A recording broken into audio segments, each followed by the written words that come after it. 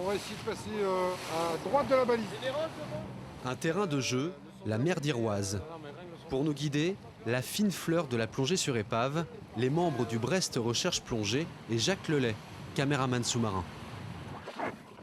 On regarde, on vérifie toujours si tout fonctionne bien au niveau des spots. On commence à s'immerger déjà en surface. J'arrive plus à descendre sans mon casque. C'est plus possible, on sait jamais. Tu imagines s'il y avait la prise à faire. La prise exceptionnelle, on a toujours peur de louper la prise exceptionnelle, donc je plonge toujours avec. C'est vrai que c'est lourd à préparer.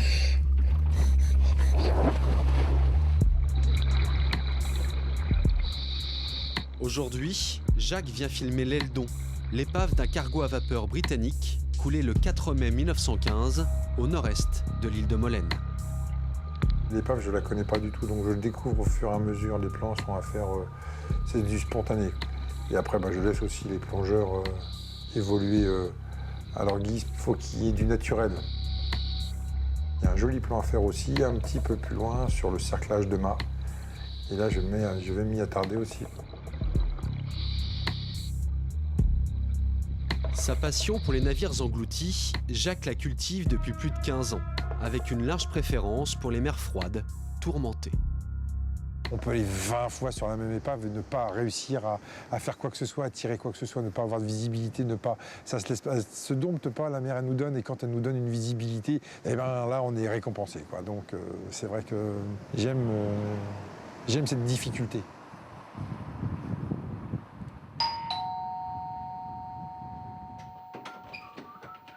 Salut Michael. Jacques, Comment c'est? ça va et toi? L'homme est un itinérant. Allez.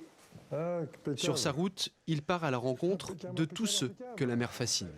C'est une des mes premières cartes que j'ai pu acheter pour plonger tout seul. Ici, là, tu vois, dans ces zones là, ici, là, au bout, là. Sur quel vent dominant doit-on se méfier le plus? Exposé à... Est-ce qu'il y a des particularités ou c'est qu'on... Norois?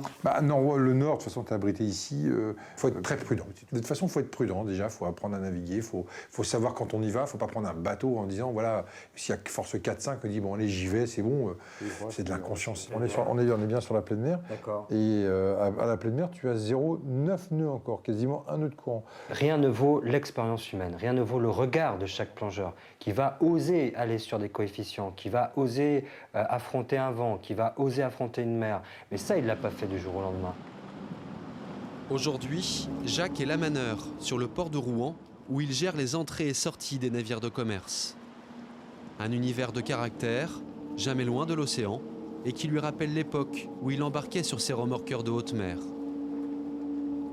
4 ans passés autour du globe, autant de moments intenses partagés avec l'équipage.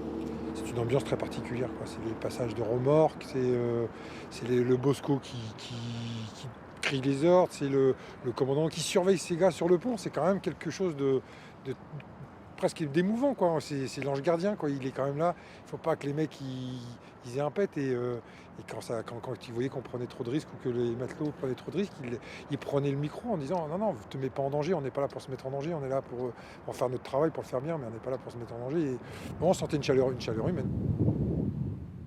Des liens forts avec les hommes et l'élément qu'il recherche encore et toujours.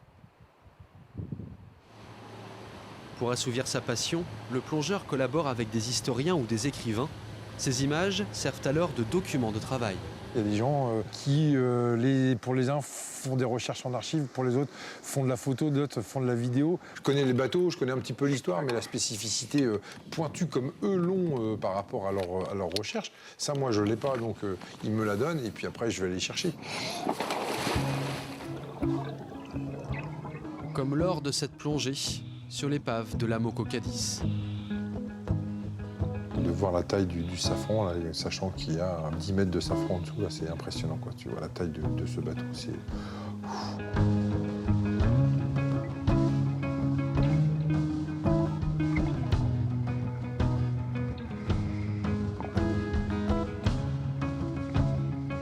Durant cette plongée, le caméraman prend soin de filmer cette partie du navire. Je ne pouvais pas quitter cette épave sans aller faire une prise de vue dans le local bar pour la simple raison, c'est que c'est une panne de bar qui l'a amené à la côte.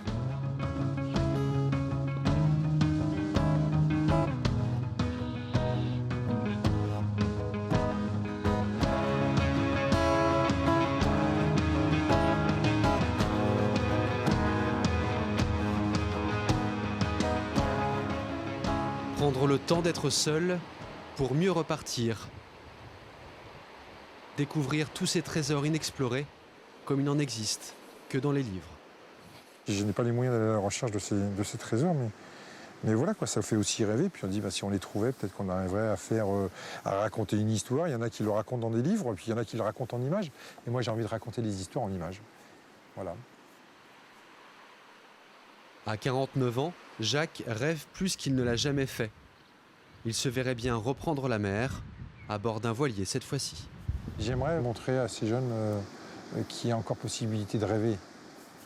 Qu'il y a encore réellement possibilité de rêver. Et nous, on rêve, on ne voit pas les années passer. On se voit quand on se regarde dans la glace et qu'on commence à avoir des cheveux gris. Il était temps d'arrêter, mais quand on est sur le bateau avec les copains, on a toujours l'impression d'avoir 20 ans ou 25 ans, quoi. C'est très bien.